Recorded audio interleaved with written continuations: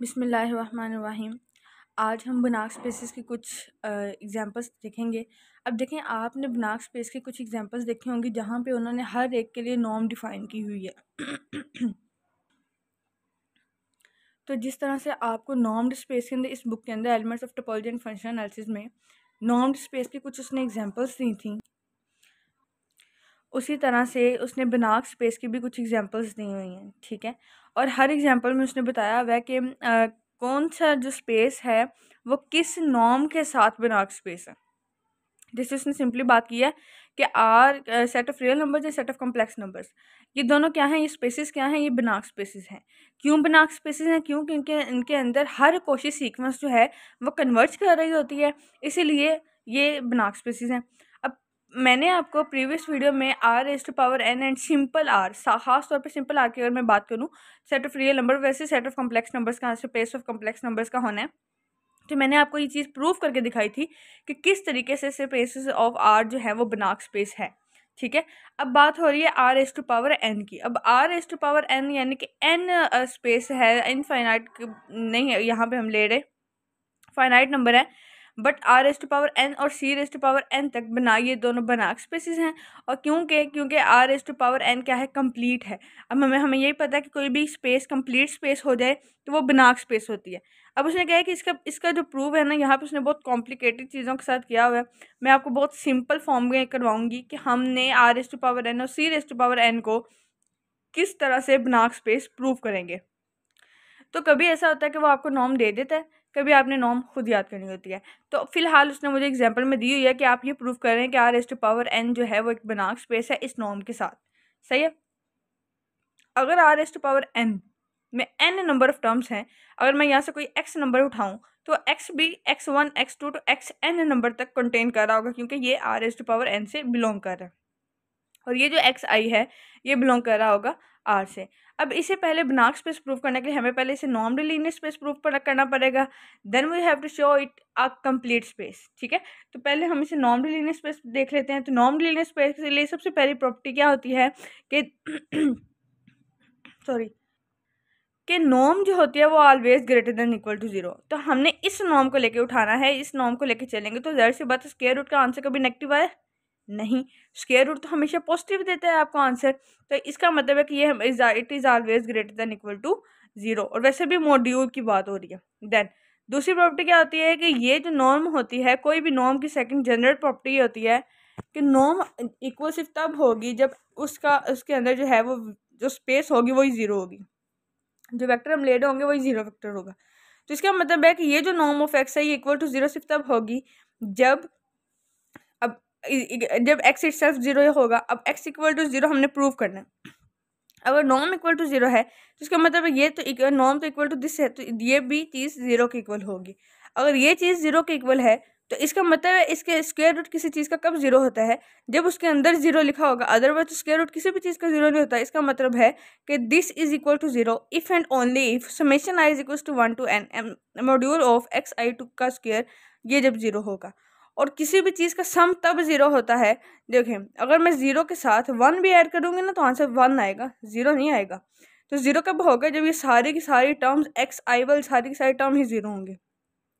This is equal to zero if and only if module of X I square is equal to zero.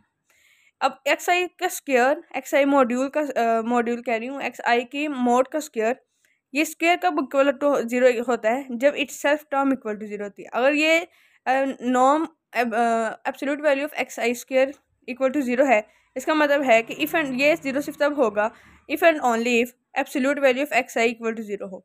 और किसी भी term का absolute value zero सिर्फ तब होती है जब टर्म इटसेल्फ जीरो के इक्वल हो। और अगर एक्स आई ही सारा जीरो है तो इसका मतलब एक्स भी जीरो है। हम हेंस हमने ये किया, पहले प्रूव ये किया कि norm of X is always greater than equal to zero, एक चीज़ प्रॉपर्टी होगी। दूसरी प्रॉपर्टी ये थी कि this is equal to zero if and only if X equal to zero, second property हो गई। थर्ड प्रॉपर्टी है अब हमारे पास ट्रायंगुलर इनइक्वालिटी, ये जिसे हम मिन्कोस्कीज इनइक्वालिटी भी कहते हैं। तो थर्ड प्रॉपर्टी है norm of X plus Y is equals to under root of, यानी कि हम एक्स प्लस वाई लेते हैं ना, मिन्कोस्कीज या ट्रायंगुलर इनइक्वालिटी यही है ना कि हम एक जो है वो सेकंड टर्म इंट्रोड्यूस करवाते हैं। तो तो यहाँ पे हम सिंपल एक्स ले रहे थे, हम और पूरी की पूरी नॉर्म को जो हमें उसने गिवन दी हुई है उसको एक्स प्लस वाई के लिहाज से ढालें तो फिर ही हम इसके ऊपर ट्रायंगुलर इनइक्वालिटी होल्ड करवा सकते हैं। तो मैंने एक्स प्लस वाई लिखा और इसको भी एक्स प्लस वाई के लिहाज से ही मॉडिफाई कर दिया। अगर ये चीज़ इसके इक्वल है तो देन हम इसका यहाँ पे अंदर समेशन और मोड सेपरेट कर सकते हैं। तो मैंने लिख दिया summation I is equal to N absolute value of X I का square plus summation I is equal to one to N absolute value of Y I का स्क्वायर। जब हम किसी भी दो टर्म्स का मिनकोस्कीज इनइक्वालिटी ये कहती है जब आपने दो टर्म्स ऐड हो रही हो और उनको सेपरेट करना हो तो उनको सेपरेट आपने लेस देन इक्वल की जो इनइक्वालिटी है वो लगा के करना है। तो मैंने लेस देन इक्वल टू की इनइक्वालिटी लगा के लिख दिया इसको under root of summation I is equal to one to N absolute value of X I का square plus under root of summation I is equal to one to N absolute value of Y I का square. और ये चीज़ किसके equal है? According to the given statement, according to the given norm, ये चीज़ है norm of X के equal और ये है नॉर्म ऑफ वाई के। Hence this inequality holds on this norm which belongs to R S to power N, hence R S to power in a normed linear space.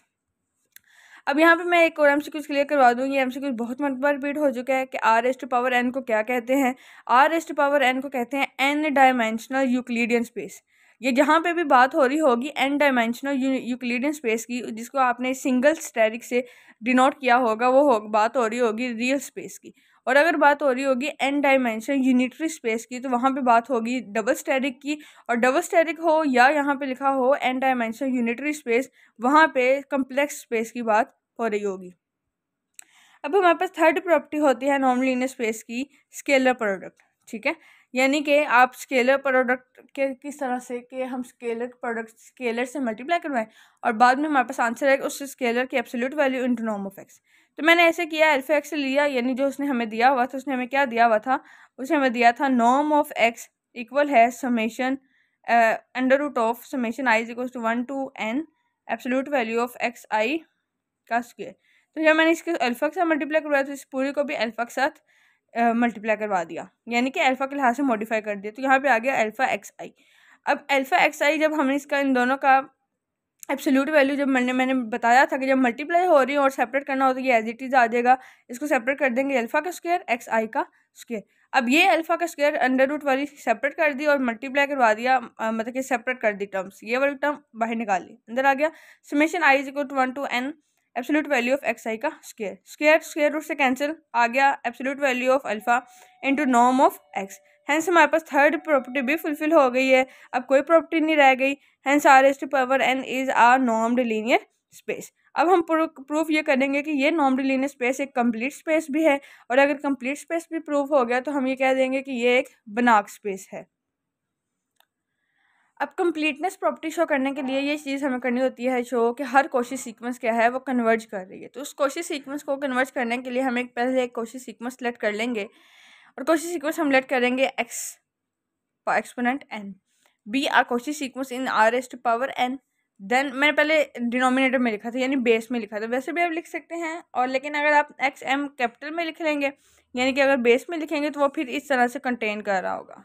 ये मैं आगे आपको समझा देती हूँ। अच्छा, अब कोशी सीक्वेंस को जब हमने डेफिनेशन लगानी होती है तो हमें ये चीज़ पता है कि कोशी सीक्वेंस में हमने एक और सीक्वेंस इंट्रोड्यूस करवा रहे होते हैं और उसको माइनस के साथ लिखते हैं, यानी कि ये आएगा X M minus X R, norm of X M minus X R is less than है एप्सिलॉन के। और ये जो एम और आर होता है ये third natural number N naught से ग्रेटर देन होता है। तो एक्स एम को कोशी सीक्वेंस प्रूव करेंगे, इस कोशी सीक्वेंस को फिर कंप्लीट शो करेंगे। तो कोशी सीक्वेंस को प्रूफ करने के लिए बेसिकली हमने ये देखना है कि ये जो चीज़ है लेस देन एप्सिलॉन हो, और फिर लास्ट में जो एम और आर हैं वो एम अप्रोचेस टू इन्फिनिटी हो रहा और हमारे पास पूरी टर्म जो अप्रोचेस टू यानी कि वो जीरो अप्रोच कर रही हो। तो ये कोशी सीक्वेंस की डेफिनेशन है। तो X M minus X R की norm is less than epsilon, ये चीज़ हम पहले लेके चलेंगे। और ये जो एक्स एम और एक्स आर है ये बेसिकली सीक्वेंसेस इस तरह की हैं कि इसमें X one M X two M यानी कि एक्स वन से लेके एक्स एन तक इसमें भी एलिमेंट्स हैं क्योंकि ये R S to power N है, और यहाँ इस एक्स आर में भी एक्स वन से लेके एक्स एन तक एलिमेंट कंटेन कर रहे हैं इस सीक्वेंस में। इनको डिफरेंस करने के लिए मैंने इसकी पावर में लिख दिया एम और इसकी पावर में लिख दिया आर, सिर्फ डिफरेंस क्रिएट करने के लिए कि मेरे पास टर्म्स कैंसिल आउट नहीं हो सकती। तो नॉर्म की डेफिनेशन उसने हमें आर में दी हुई है, और इसके इसी तरह से नॉर्म अगर यहाँ पे X M minus X R है तो उसके अंदर नॉर्म के अंदर क्या आएगा, एक्स आई की power M minus X I की पावर आर, और इसकी एब्सोल्यूट वैल्यू का square is less than epsilon. यहाँ पे क्या करेंगे अब हम कि सम जो है वो लेस देन एप्सिलॉन स्क्वायर, यानी अगर दोनों से स्क्वायर करें, ठीक है, यानी दोनों साइड पे स्क्वायर लें तो स्क्वायर रूट कैंसिल हो जाएगा, इस साइड पे आ जाएगा स्क्वायर, तो ये आ जाएगा summation I is equal to 1 to n absolute value of X I M minus X I R और एब्सोल्यूट वैल्यू का square less than epsilon square. और यहाँ पे क्या है, एम और आर जो बिलोंग कर रहे थे R S to power N से, according to the definition of Cauchy जो हमने ऊपर भी लिखी कि ये एन नोट से भरे हैं। अब सम चूंकि एप्सिलॉन स्क्वायर से कम लेस देन हो रहा है, इसका मतलब है कि इसका हर एलिमेंट भी लेस देन होगा। यानी कि आप देखें ना, अगर 2+3, मैं आपको एग्जांपल देती हूँ, 2+3+5 लेस देन है 12 से, छोटा है ना, यानी कि 5, 8, 10 छोटा है ना 12 से, तो इसका मतलब इसका इंडिविजुअल एलिमेंट अगर सम छोटा है तो इसका इंडिविजुअल एलिमेंट भी तो छोटा होगा। 2 भी छोटा है 12 से, 3 भी छोटा है 12 से, 5 भी छोटा है 12 से। इसी तरह से अगर इस पूरी टर्म का स्क्वायर जो है वो सम जो है वो लेस देन एप्सिलॉन स्क्वायर है, तो उसके इंडिविजुअल टर्म्स भी लेस देन एप्सिलॉन स्क्वायर होगी। स्क्वायर स्क्वायर से कैंसिल हो जाएगा तो आ जाएगा एक्स आई की power M minus X I की power R absolute value less than epsilon, और यहाँ पे जो एम और आर है वो greater than equal to N है, ये वन। तो ये हो गई, ये हमारे पास है डेफिनेशन है इसी की।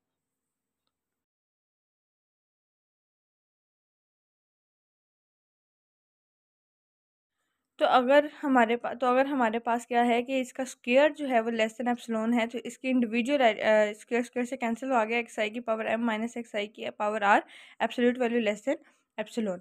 अब ये तो किसकी डेफिनेशन है, ये किसकी कंडीशन है, ये तो कॉची सीक्वेंस की है, hence this equation satisfies the condition of Cauchy sequence. अब हमने एक्स आई की पावर एम को हमने कॉची सीक्वेंस तो प्रूव कर दिया। अब हमें पता है आर क्या है, जो हमने पीछे प्रीवियस थ्योरम में प्रूव किया था कि आर तो बिनाक स्पेस है। अगर आर एक बिनाक स्पेस है तो यहाँ पे एक्स आई की पावर एम है, जब इसको एब्सोल्यूट को ओपन करेंगे तो ये तो अप्रोच किसको कर रहा होगा, एक्स आई को, ठीक है। और आर क्या है, आर तो कंप्लीट है, क्योंकि जाहिर सी बात अगर वो बिनाक है स्पेस है तो वो कंप्लीट स्पेस भी तो है ना। तो अब जो हमने X M Cauchy sequence prove की है कि ये कोशी सीक्वेंस है, उस कोशी सीक्वेंस को हमने कन्वर्जेंट प्रूव करना है, क्योंकि जब कोशी सीक्वेंस कन्वर्जेंट हो जाती है तो फिर ही हमारे पास स्पेस कंप्लीट बन जाती है। तो कन्वर्जेंट के लिए क्या है, हमें कोई ना कोई एक ऐसा पॉइंट चाहिए जिस पॉइंट के ऊपर जो वो सीक्वेंस है वो कन्वर्ज कर रही है।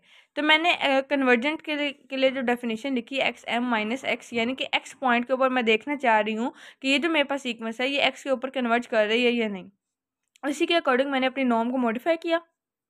अब एक्स एम जो है वो एक्स को अप्रोच कब करेगा, जब एम इन्फिनिटी हो जाएगा, यानी हम चलते जाएंगे और एम इन्फिनिटी के पॉइंट के ऊपर जो एक्स एम होगा वो एक्स को अप्रोच कर जाएगा, और अगर एक्स एम एक्स को अप्रोच कर जाएगा, ये एक्स जब इधर आके नेगेटिव हो जाएगा, यानी कि X M minus X zero को अप्रोच कर रहा है जैसे ही एम इन्फिनिटी हो रहा है। और अगर हमारे पास एक्स एम एक्स को अप्रोच कर रहा है और एम के इन्फिनिटी होने पर, यानी हमें एक ऐसा पॉइंट मिल गया है जिसके ऊपर हमारी सीक्वेंस क्या कर रही है, कन्वर्ज कर रही है, उसको अप्रोच कर रही है।